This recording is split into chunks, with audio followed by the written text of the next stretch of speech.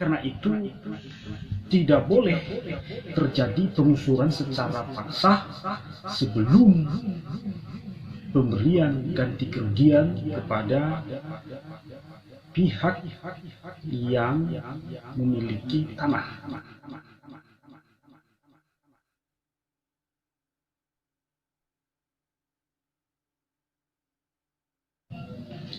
Halo, kali ini kita akan membahas tentang tanah warga yang dipergunakan untuk pembangunan jalan atau pembangunan jalan tol untuk kepentingan umum. Nah, pertanyaannya begini, atau pokok permasalahannya, nilai ganti kerugian pembebasan tanah tidak seimbang dengan ganti kerugian jika tanah warga yang terkena proyek untuk kepentingan umum.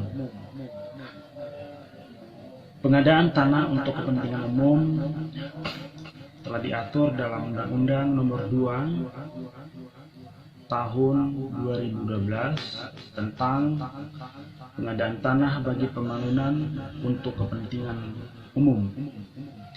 Nah, pasal 5 Undang-Undang Nomor 2 Tahun 2012 itu bahwa pemilik tanah wajib melepaskan tanahnya pada saat pelaksanaan pengadaan tanah untuk kepentingan umum.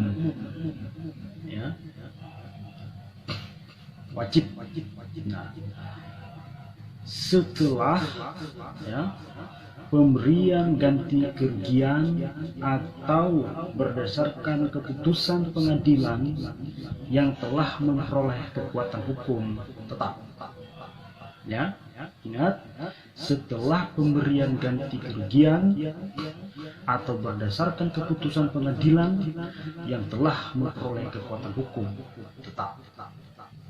Nah, oleh karena itu tidak boleh terjadi pengusuran secara paksa sebelum pemberian ganti kerugian kepada pihak yang memiliki tanah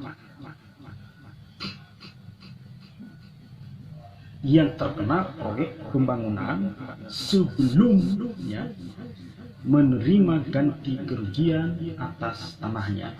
Nah, baik itu nanti melalui putusan pengadilan setempat ataupun hasil kesepakatan bersama. Nah, pertanyaannya bagaimana jika warga atau masyarakat tidak menerima keputusan penetapan kesepakatan tersebut? Ya. Maka jalur yang ditempuh adalah melalui mekanisme peraturan perundang-undangan, ya, bisa mengajukan keberatan atau gugatan ke pengadilan setempat. Ya. Jangan main hakim sendiri, nanti bisa terjadi penganiayaan, terjadi penyelundupan. Nah, itu jangan.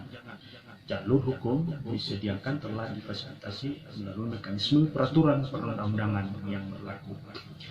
Di dalam juga peraturan Mahkamah Agung Republik Indonesia Nomor 3 Tahun 2016, maka dikatakan di situ ganti kerugian adalah penggantian yang layak dan adil kepada pihak yang berhak atas tanah, ya.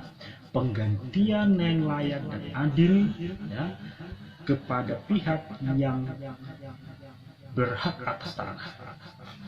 Nah, jika jumlah harga dalam penetapan keberatan, maka pihak yang berhak atas tanah dapat membuat permohonan tertulis, ya, permohonan tertulis.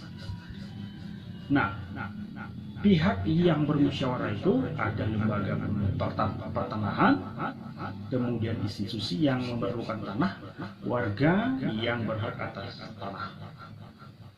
Siapa yang menjadi termohon? Yaitu Badan Pertahanan Nasional. Ya. di mana kantor wilayah BPN provinsi, kabupaten, kota yang menjadi ketua pelaksanaan tanah dan institusi yang memerlukan tanah. Ya.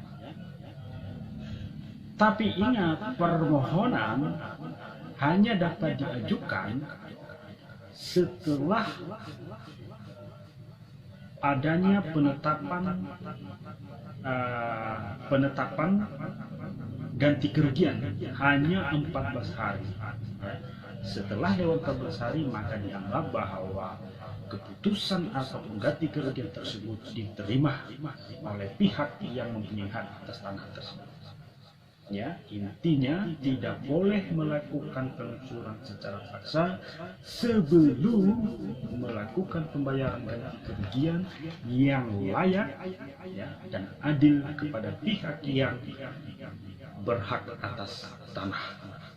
Ya. Demikian video kali ini, semoga bermanfaat. Jangan lupa jika Anda suka video ini, klik subscribe yang tombol merah itu, like, comment, dan share. Kemudian jangan lupa belajar dan terus belajar, karena ada dalam bahasa yang jarang kita dengar, yaitu long life education. Jadi belajar itu adalah seumur hidup. Terima kasih, semoga bermanfaat.